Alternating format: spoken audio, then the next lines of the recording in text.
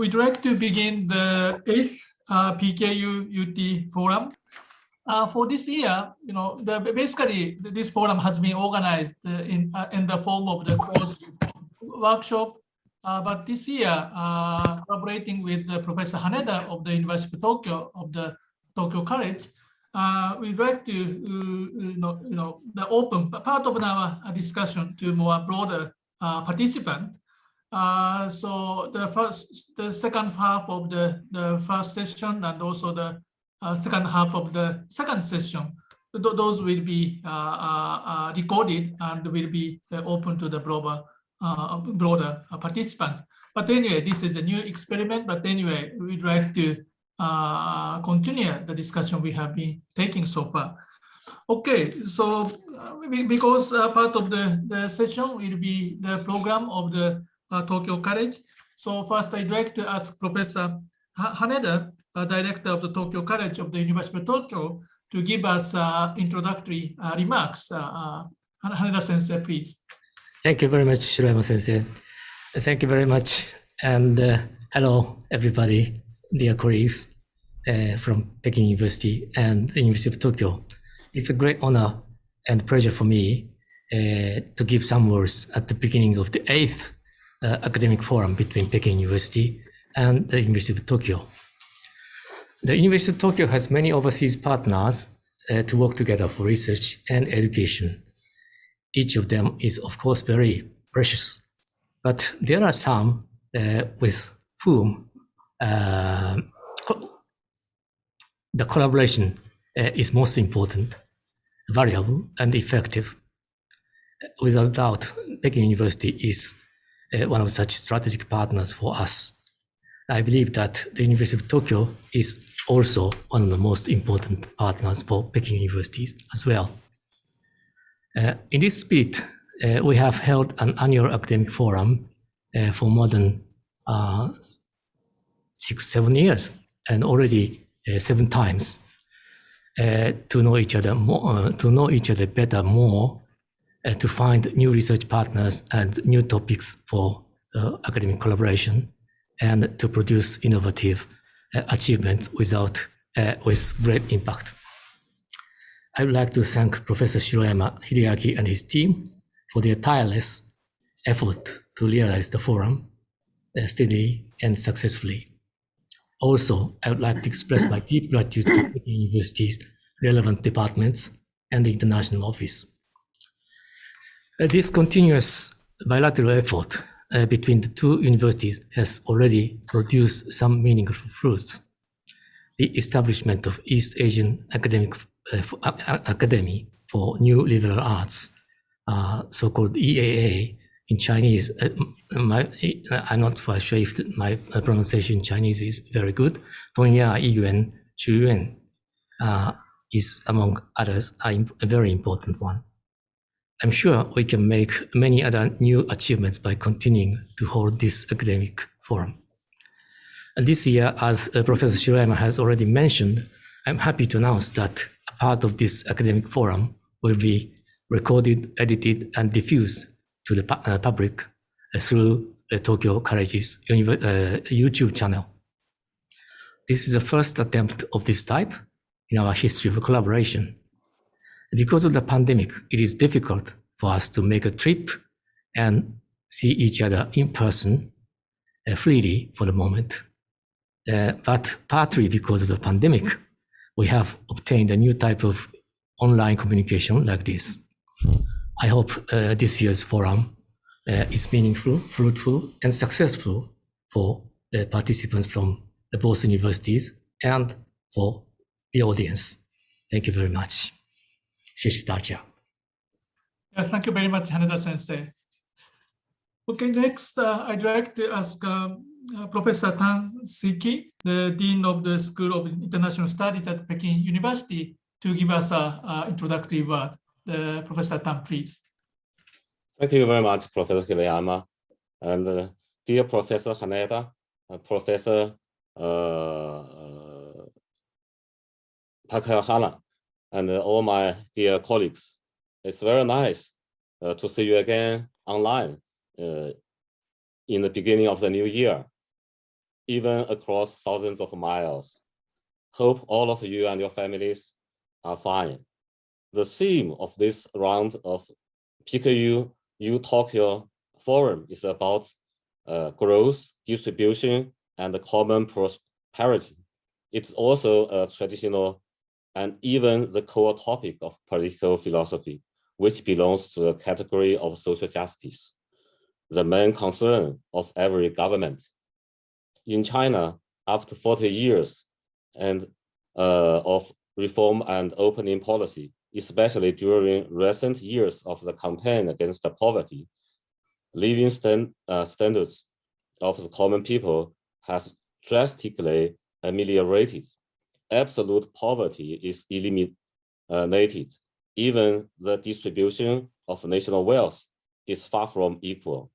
We need to see that this is a great contribution, not only to the Chinese people, but also to the world people.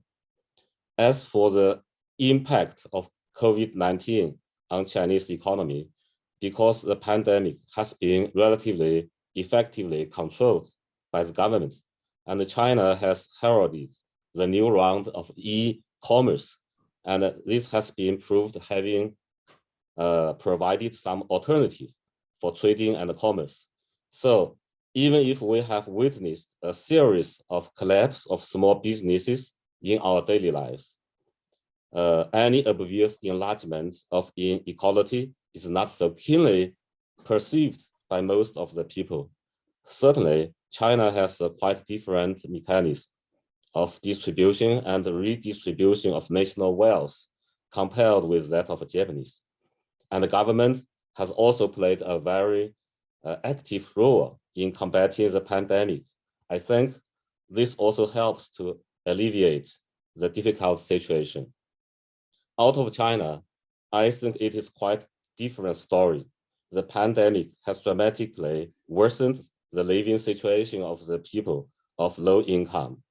Thus, it is a great challenge to the governments both to combat the pandemic and to help people who are suffering from disease and the poverty it brings about. We all know wealth distribution has very delicate relations with growth and stability, and a good combination of the latter two elements makes a country prosper. It could be said that how to balance the relations among them is the eternal political economic problem. Even China has relatively good performance in these years. It is too hasty to say that the problem has been resolved. Also, time is needed to see China's development in the future.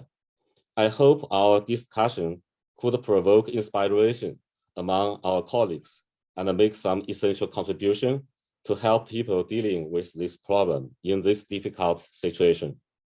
I sincerely wish our forum a great success. Wish everybody a healthy and happy new year. Thank you very much. Thank you very much, Professor Tan.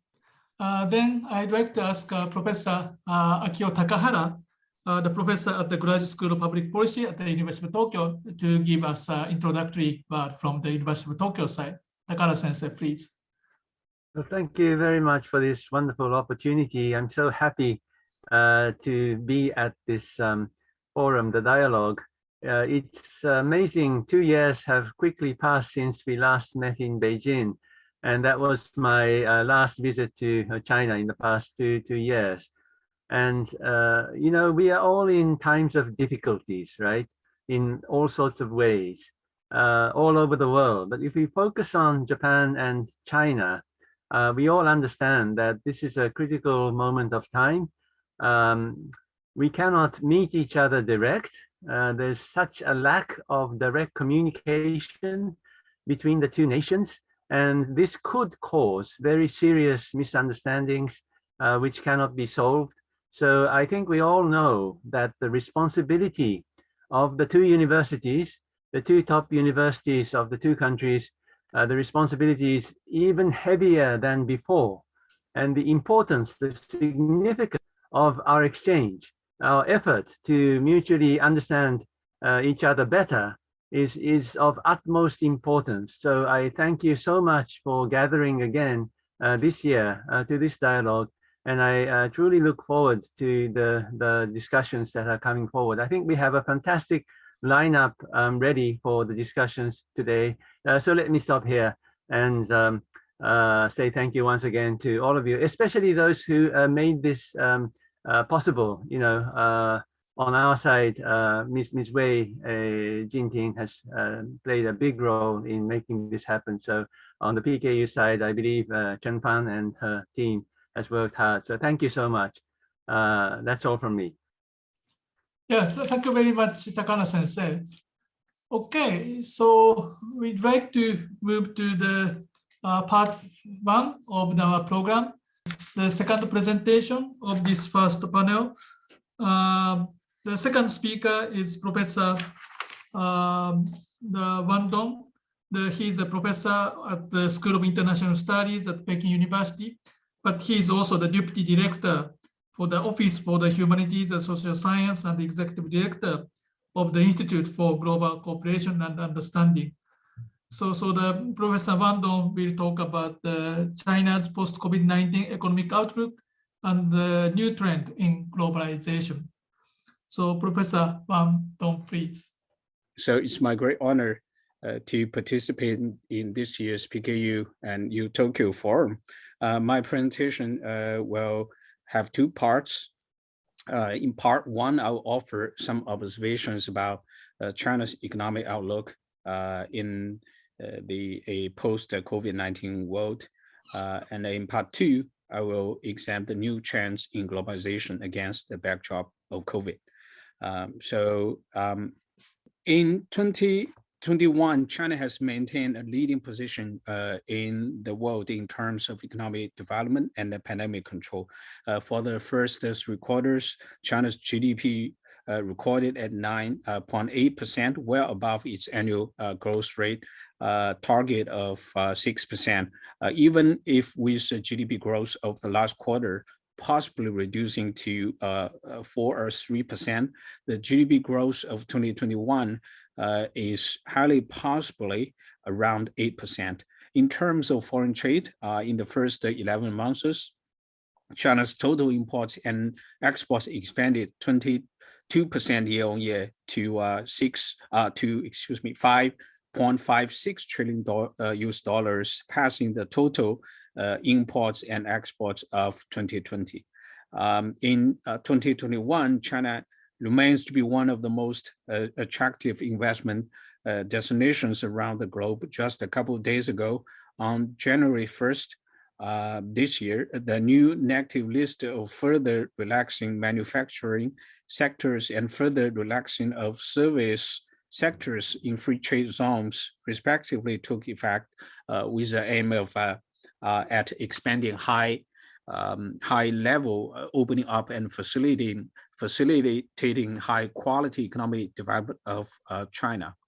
So even with the COVID-19 causing all the disruptions in global market and industry and supply chains, China's economic performance has again come under the global spotlight. Apart from economic achievements, China also made tremendous progress in building up scientific strengths, improving industrial chain resilience, improving people's livelihood, and advocating ecological civilization. So all attest to the fact that 2021 is one of the milestone years for China, actually. Currently, China is in an important period of strategic opportunity for development, although being constrained by shrinking demand, supply shock, and weakening expectations.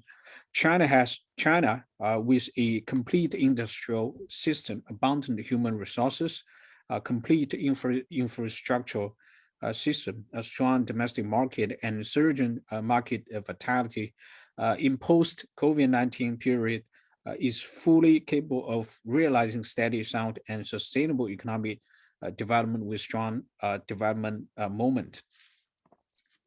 On December 8 to 10, last year, the annual Central Economic Work Conference was held in Beijing, and the Chinese leaders mapped out priorities for the economic work in 2022. So entering a new era, China is on the path of realizing high quality economic development. Economic work in 2022 will prioritize stability while pursuing progress. The conference also specifically emphasized the importance of the work at the policy level. 7 policies are specifically proposed. In addition to macro and micro policies, there are also policies in structural framework, science and technological development, reform and opening up, regional and social development, which all are carefully sought out and planned. With profound changes occurring in economic environment, both at home and abroad, several major theoretical and practical issues pertaining to China's development need to be thought over carefully. Top of the 5 missions listed by the Central Economic Work Conference is to realize common prosperity. Common prosperity means narrowing the wealth gap between citizens in urban and rural areas. It focuses on expanding the size of middle income groups and strengthening regulation and adjustment of high income groups. Common prosperity is dedicated to promoting more equal and fair public services. Common prosperity can be realized with a more balanced, coordinated, and inclusive development. The basic logic is that common prosperity can be obtained by maximizing the cake, quote, quote, the cake first, and then distributing a bigger, fairer share among citizens. Common prosperity, a goal envisioned and aimed by the Chinese people, is not an exclusive privilege but shared rights among world citizens. Since the outbreak of COVID-19, the world's economy was almost shattered into pieces with global supply chains fractures and economic factors blockaded.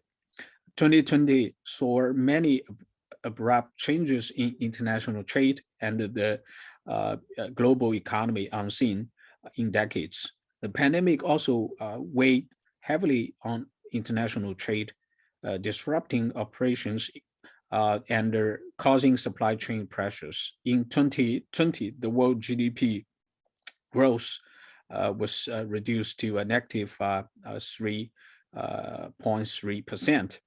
According to UNCTAD, Handbook of Statistics for 2021, the world merchandise trade recorded a decline of 7.4% in 2020 during the COVID-19 pandemic.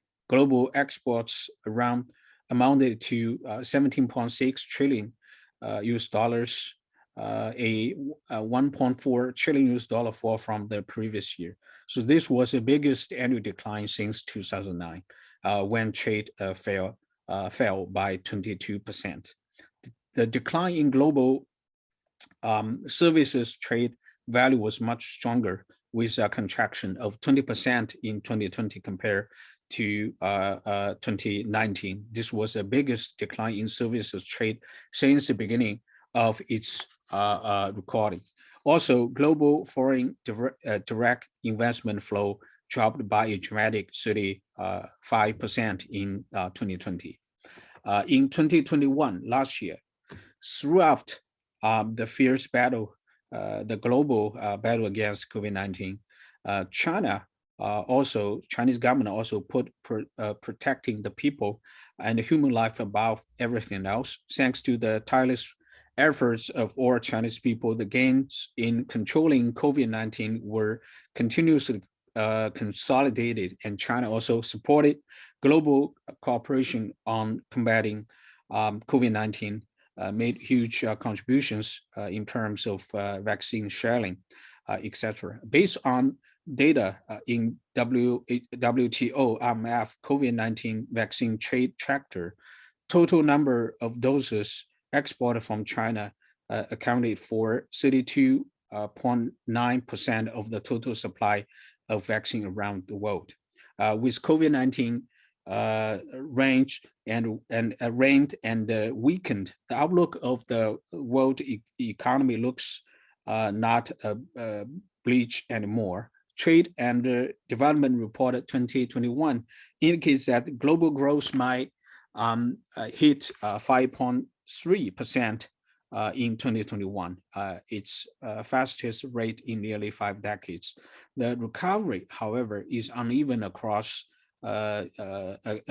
geographical, income and sectoral lines.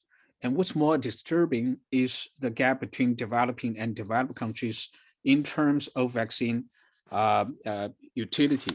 It is noted that only 3.7% of the population in low-income countries had received at least one dose compared to 61% of people in high-income countries. 24 months into the COVID-19 pandemic, the world begins to wake up to the indispensable roles of international cooperation and the multilateral system in achieving economic resilience. People realize that without border policies that reflect invigorated multilateralism, the post-pandemic recovery will lack equity and fail to meet the challenges of our time. China, as a true believer and active promoter of globalization, will adamantly embrace a global vision, both seeking happiness for the Chinese people and making contribution to the shared progress of the world. Next, I would like to share my views on the new trends in globalization. So globalization in the narrow sense, of course, mainly refers to the expansion of economic activities across national boundaries and into global arena, namely economic globalization. It is a phenomenon in which capital, goods, services, labor, and information spread beyond the market and national boundaries. Broadly speaking, it includes economic globalization, cultural globalization, social globalization, and other aspects as well. It is a manifestation of the continuous expansion of modernity in the world, the breaking of traditional time and space, and the restoration of local social relations.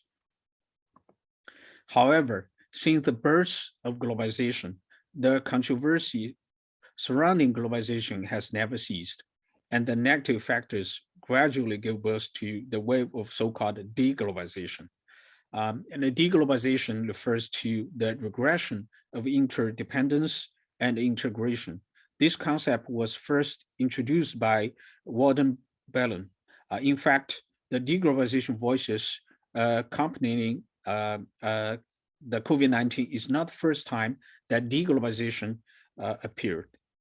In history, deglobalization occurred between the two world wars. In 2001, the 9/11 terrorist attacks dealt an unexpected blow to globalization and directly promoted and popularized the concept of deglobalization. The 2008 global financial crisis further disseminated the concept.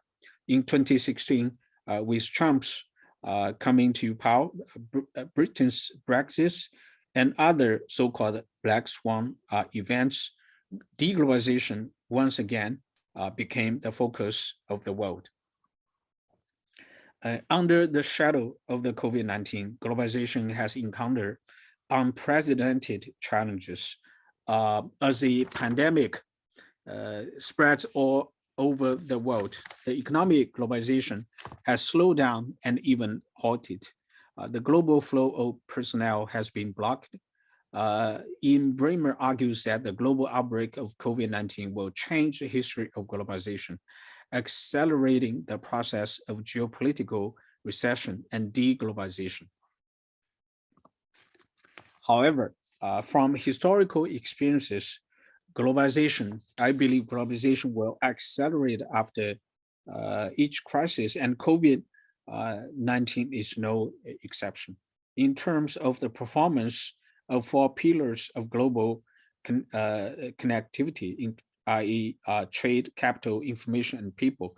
Global connectivity has improved overall, though trade in goods plummets at the fastest pace on record due to the pandemic shock. Trade began rebounding strongly in mid-2020.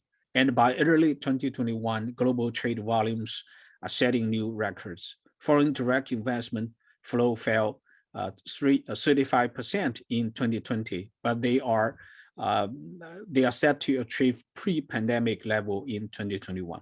As to people flows, international travel starting to pick up in mid-2021 as well.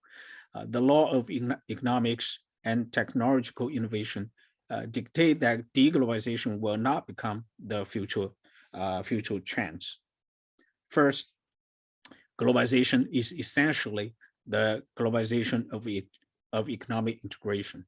The core value behind it lies in the law of economic development based on comparative advantage brought by division of labor and the increasing returns to scale.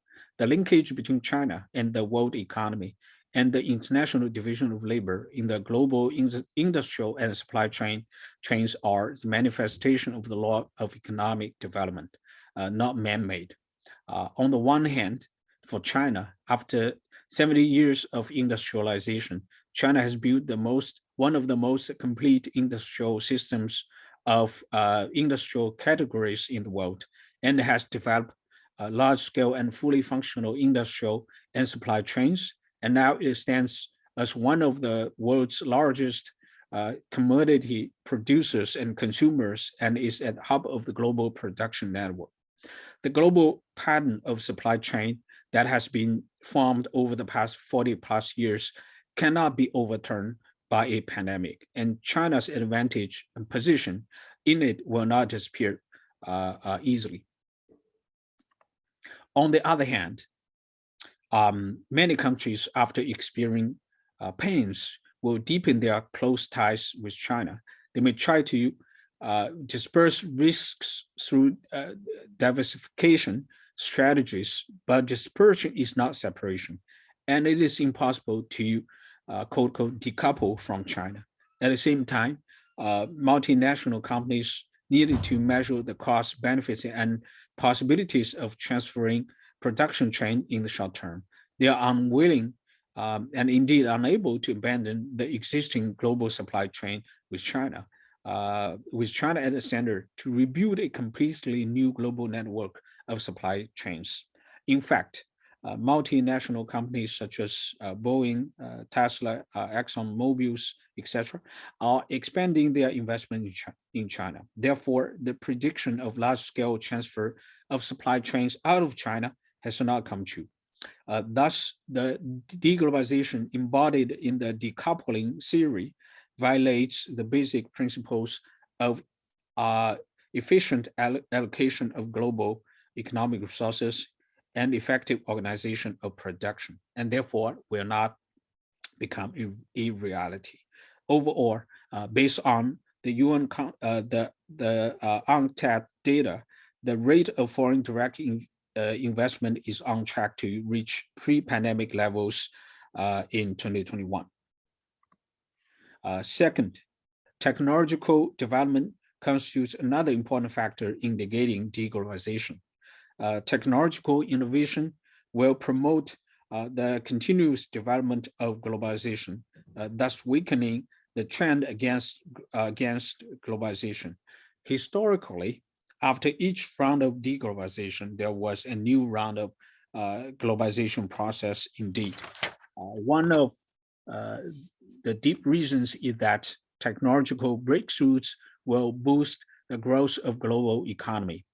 At present, the trends of scientific and technological development is the emergence of the fourth industrial revolution, or digital globalization. The next wave of technological innovation will come from fields such as advanced automation, artificial intelligence, quantum computing, etc. Digitization is expected to push productivity to a new level, ushering in new development and upgrading of globalization. According to the report of McKinsey Global Institute, it is estimated that the application of AI technologies will bring new impetus to economic globalization and is expected to promote the growth of global GDP by 13 trillion US dollars. To conclude, globalization has not stopped or reversed. Rather, it has been transformed into a new form and enter the stage of what can be called reglobalization. In the era of reglobalization, China will become one of the main leaders in promoting the expansion and upgrading of globalization. The pandemic has not only brought an unprecedented global crisis, but it also contains new opportunities for the accelerated development of reglobalization. China needs to take new measures to promote a higher level of opening up, linking China more closely with the world.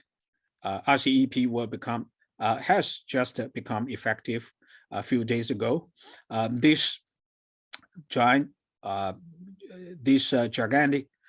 huge regional economic partnership encompasses the 10 ASEAN members and its 5 FTA partners, including Japan and China. It is one of the several major regional trade initiatives that China has participated and taken an active role in it. Also, China formally applied to join the CPTPP in September 2021, becoming the second non-founding state to seek membership in the regional free trade grouping. Quite far from some analysts suggest that the move is just quote unquote grandstanding or some kind of geostrategic motivated by geostrategic calculation. I believe that China's bid should be taken seriously. Chinese government agencies and think tanks actually have been carefully parsing the core articles of CPTPP. And generally speaking, there's a strong consensus here in China that the articles in the CPTPPs are consistent with the directions of reform that China has been pushing over the years. The Chinese leadership has long considered the RCEP and the TPP as two, quote unquote, two wheels of the same vehicle. So China's intention and actions clearly demonstrate that China fully understands that in a world that is increasingly defined by so-called strategic competition, the recipe for success actually lies in not protectionism nor isolationism, but rather in further opening up and linking itself more closely with the outside world. I will stop here. Thank you. Yeah, thank you very much, Professor Van Dong. Dealing with the domestic issue and the international strategy also included, and that very comprehensive presentation. Thank you very much for that. Now we will move to the next speaker, Professor Ki-Suk Leader. Professor Leader is a leading scholar in IPE. Her areas of interest is political process on international trade and theory of legal institutionalization.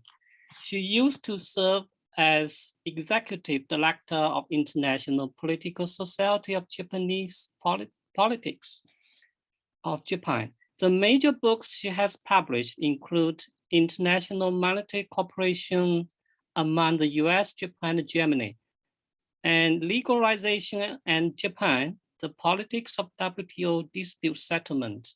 Now, let's welcome Professor Leader to give her speech. Thank you very much for your introduction, and I'd like to thank the organizers of this fantastic forum for inviting me to speak. Okay, the topic I was assigned to speak on is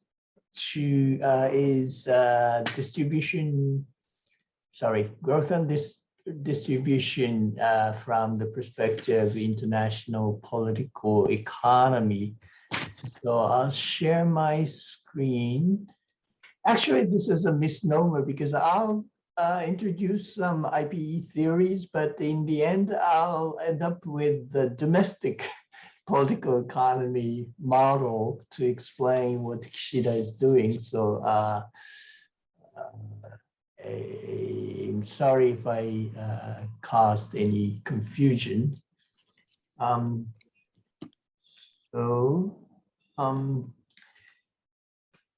here's my outline. So I'll talk a little bit about this new model of capitalism, which is being discussed as Professor Yanagawa explained to you in the previous section.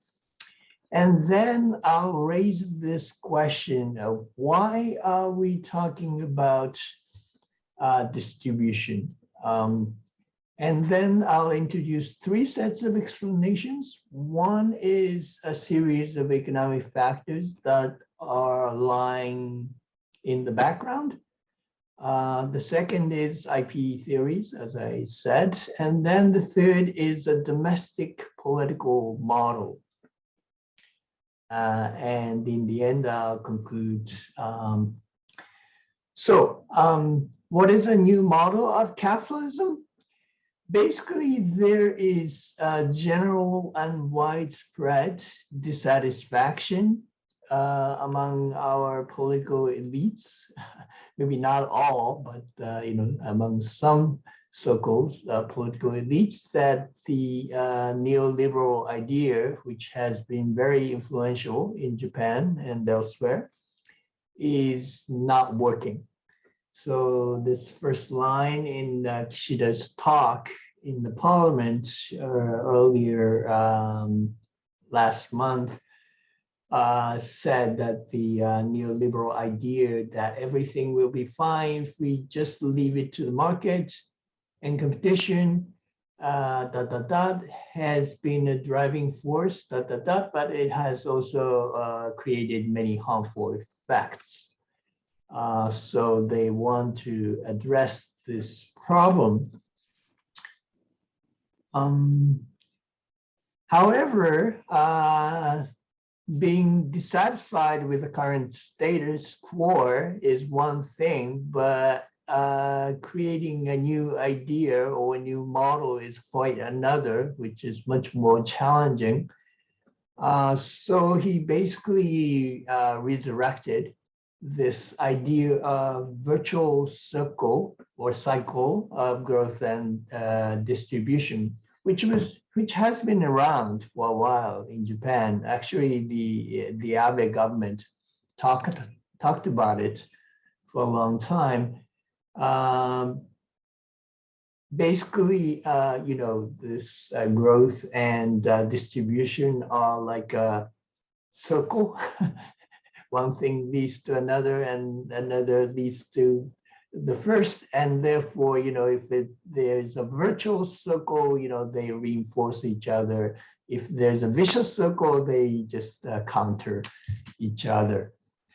So the question is, what's new about this? We have to recall that growth was really the core of Abenomics. That's the previous government. And then, so it must be the case that what's new is really this renewed emphasis on quote unquote distribution. So the question is why? So here's the actual content of distribution, what Kishida calls distribution. He wants to give out a lot of money to some people. So for example, in the November economic package, he promised to spend about $1 trillion or over $1 trillion yen to children under age of 18. And also some handouts for non-taxed households, meaning low-income households. So that's over 1 trillion yen again. And also handouts to companies which saw their sales declining substantially over the past year or so, and that's about 3 trillion yen. And also the government proposes to raise the wages of nurses, long-term care workers, and child care workers. Okay, so here's the question. Why are we talking about this kind of distribution now? And there are series of economic factors that the government itself cites in various reports. But I'll show you some of the graphs later on, but they are not convincing because they are basically constant. They are chronic factors, not anything new, and not particularly worsening in the recent past. So then I turned to some international explanations, but then these international explanations are not convincing either. So I'll end up with the domestic explanation. So that's how it goes. In my view, the biggest problem in Japan is not distribution, it's growth. So here's a graph of economic growth rates in the recent past, over the past decade or so. Of course, the biggest drop was last year because of COVID. But even before then, our growth rates are very, very low ever since the Great Recession. And this is so even in comparison with other industrial countries. So it's hard to see, but the Japan is in red. So I don't know if you can really see, but it was sort of, we were in the middle, but in the recent past we are really at the bottom of the table. Except that last year everybody did so badly, so that again our problems are hidden. So here's so anyway, our real GDP growth has been dismal. How about inequality? It's a mixed picture. So I know that the standard way to measure income inequality is something called the Gini index, but there are two kinds of Gini indexes. One is market income Gini index, and the other is disposable income Gini index. So the green line is the market income, which means that before taxes and transfers, and the red line is the disposable income Gini index, which is after taxes and transfers. So it's true that pre-tax Gini index has been worsening. That is, it's rising. Inequality is rising gradually, but the disposable income Gini index has been pretty much flat, which means that it's bad, but it's not worsening. And here's the international comparison. Our market income Gini index is not bad compared to our G7 partners. By the way, in these graphs, Japan is in green, not red for some reason. The disposable income is sort of around in the middle. Okay, another data that are cited by our government is that the share of workers' income in national income is declining. And it's true that it was declining from 2010 to 2015.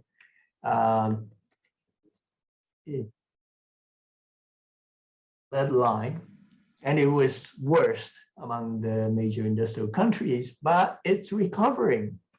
The Kishida government completely ignores this fact. So, again, workers' wages are a problem, but still, we shouldn't be too fixated on this. So I'll turn to some international explanations about the distribution. One is called the model of embedded liberalism. I don't know if you have heard of this, but John Ruggie, who just died last year, invented this notion that is the post-war economic order is really a compromise between free trade and the welfare state. So, free trade is reconciled with the needs of the welfare state. So if you include distribution as part of the welfare state, maybe it can be interpreted as revival of the welfare state. In the face of free trade. But Kishida talks very little about free trade. So he doesn't seem to think that, this distribution is for the sake of saving the world of free trade. So this is not very convincing. Another IPE theory I used here is Rogowski's theory, which is based on the Stolper-Samuelson theorem in economics to explain variation in trade politics. He says that, in a period of decline in trade, which is the case in the current COVID era, scarce factors become politically stronger because, free trade benefits abundant factors, but declining trade favors scarce factors. So workers in industrial countries are scarce factors in comparison with developing countries. So they must have been empowered. This could explain the renewed emphasis on distribution, but again, it's not consistent with other facts. Last year, we had lower house election, and constitutionally Democrats, which are supported by unions, did dismally. So by this indicator, unions are not doing great either. So, again, this theory is not helpful. Finally, I used this sort of layman's theory of race to the bottom. Race to the bottom is sort of like a prisoner's dilemma type of situation in the face of international competition. when there is very severe international economic competition among countries, countries are shy of imposing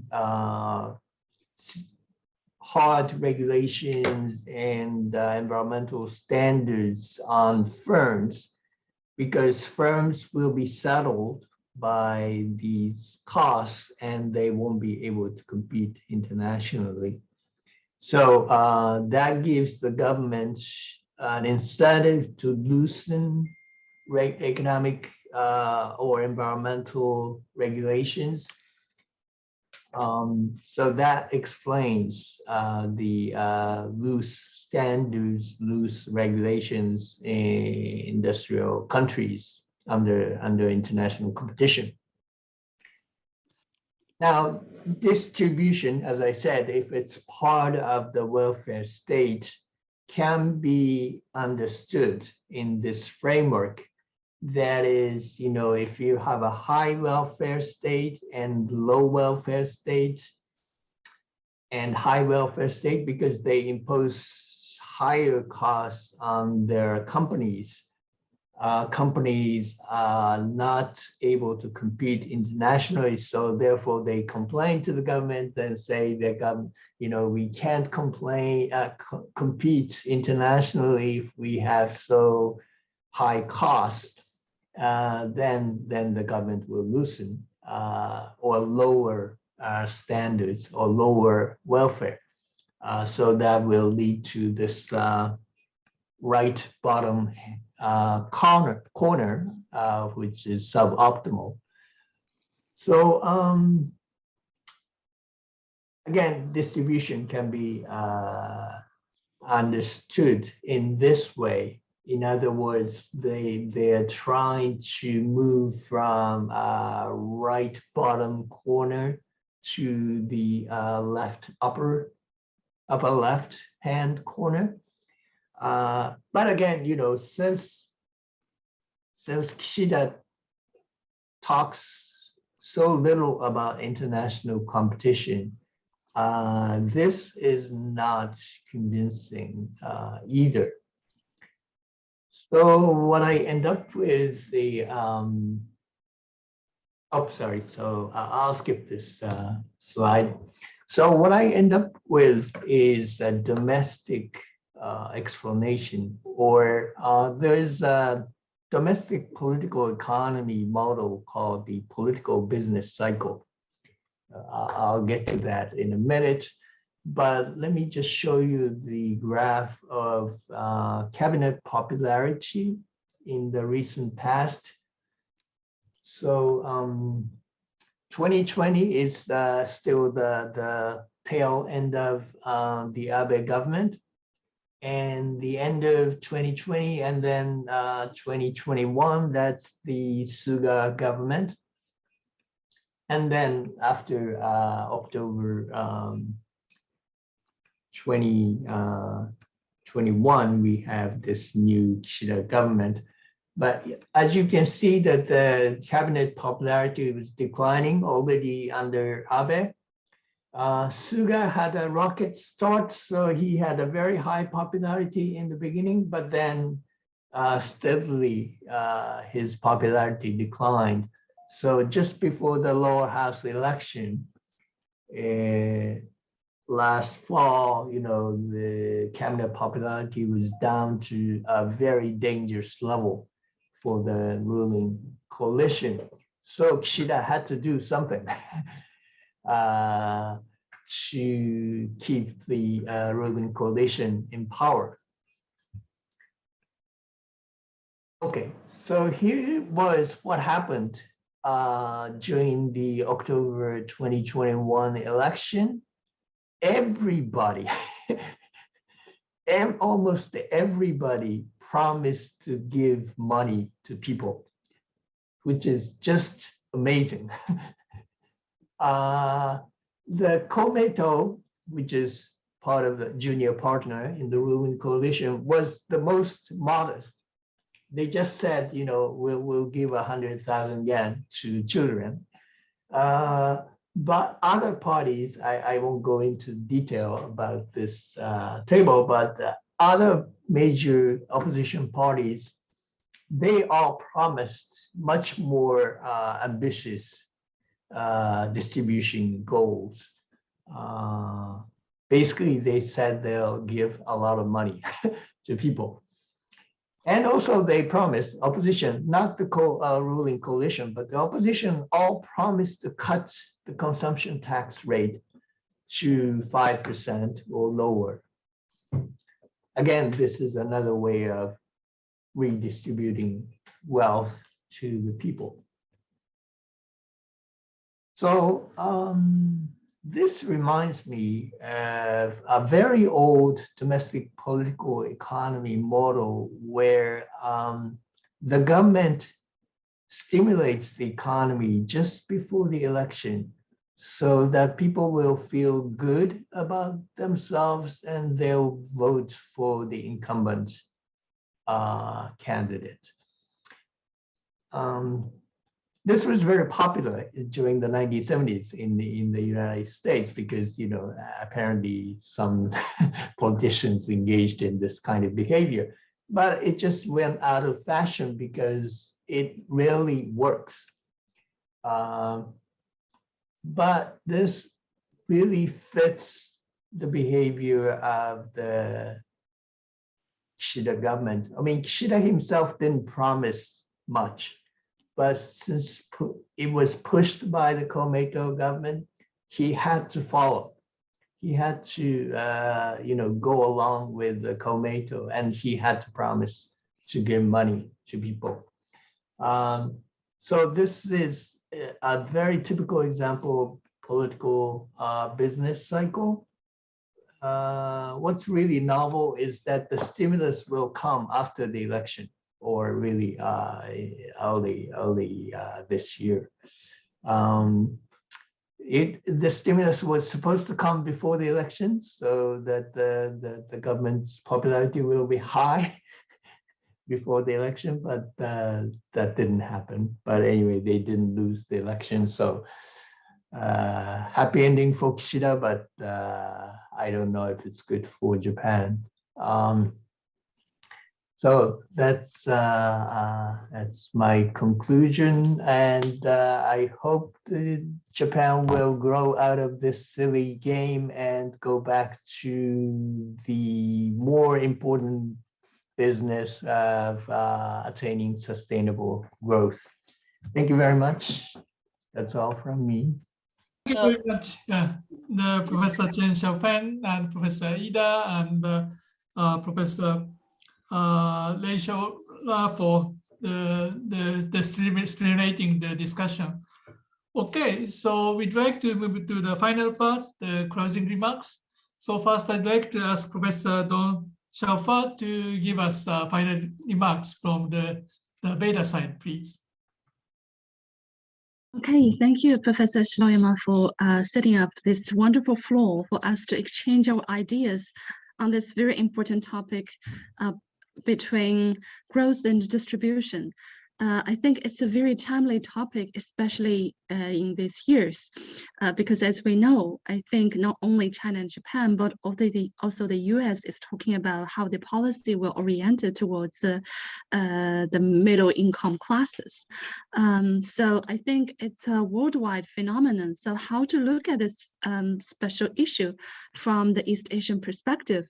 I think personally, I learned a lot from today's presentations. I think I'll start from Professor Ida Sensei's presentation. I think it's very interesting that seeing from international political economy's perspective, Professor Ida actually put forward a very inspiring and I think a very new perspective to me that actually either the pendulum between neoliberalism and embedded liberalism, nor the Stopper-Samuelson theorem, or the risk to the bottom framework could not actually explain Japan's phenomena. actually, it also answers my question because seeing from the Gini index, I mean, the disposable one, actually, Japan do not really have that problem of distribution, actually, because we know, quoting the words in the 21st capitalism, actually, Piketty's theory actually pointed out that we are seeing this worldwide trend. The rich are getting richer. However, this trend does not happen in Japan, actually, because the rich didn't get richer. And actually, those who believe themselves in the middle class did not shrink. Actually, we're seeing the trend in Japan is that the whole class is declining together. Yeah, so I think yeah, I'm borrowing this this viewpoint actually from the observation from the think tank in Japan, and it's not my own invention. So yeah, I always have this puzzle. So why suddenly like distribution becomes such an alarming topic in Japan? So thank you so much. I think your model from the domestic political economy really gave me a very clear answer to this, and I hope Japan could find a balance between growth and distribution, because yeah, it's a very important issue, I think, just to obtain sustainable growth. And I think talking about China, I think China and Japan share a lot of similarities on this issue. Because of time limitation, I won't mention it all, but I think Professor Lei Shaohua and also I think Professor Yanagawa both mentioned the low birth rate and also the importance of digital transformation in obtaining more equally distribution of wealth. So I think we actually shared a lot. So like borrowing Professor Lei's words, we are seeing that the next 30 years will be focusing on social building. So I think we have a lot to discuss with our Japanese colleagues how to solve this problem together. So thank you so much for the inspiring presentations, and thanks again for all the colleagues from both universities for making this event possible. Thank you so much. Thank you, Professor Dong. And I also would like to say a few words at the end of this forum. And thank you very much for the very active discussion for the last 3.5 hours. So relatively limited, but I think that we had a very dense discussion that may be very stimulating. Thinking back to for the last several years of this forum, we are trying to focus, our base is on the public policy and the international relations, but we try to identify some interface area with the surrounding area, including the energy or the environmental issue, or the interface with, the public health or global health, COVID-19 issue, and so on. And this year, we picked up the issue of the relating to the social and economic issue. It can be a interface between the public policy, international relations, and economic and the social issue. IPE is exactly the area touching upon the area, and I think we developed the potential new area. Of course, the issue of distribution in Japan can be a fake issue, as Ita sensei implied, but still, as Professor Dong mentioned, that we have many common issues relating to the birth rate issue and urban-rural relations issue and healthcare issue, and education also seems to be a practical issue we are facing. So maybe interface with those issues also seems to be the area, the frontier we can cultivate, we think. And also, of course, we can think of the possible issue, other issue also in the future, including the digitalization or the greening or the climate change issue. So anyway, I think still under the condition of the constraint of the COVID, and we are forced to have an online meeting. But anyway, every year we are accumulating the very interesting discussion. So thank you for the contribution from everyone. And also we'd like to continue, hopefully the face-to-face in the near future. But anyway, we'd like to have this kind of issue, the event in the following years. Thank you very much for your active participation. And also I'd like to say thanks for the staff for helping us, the Wei-san, and also from the Veda side also, thank you very much for your, Chen-san, I found your face. And thank you very much. So we'd like to close this year's session.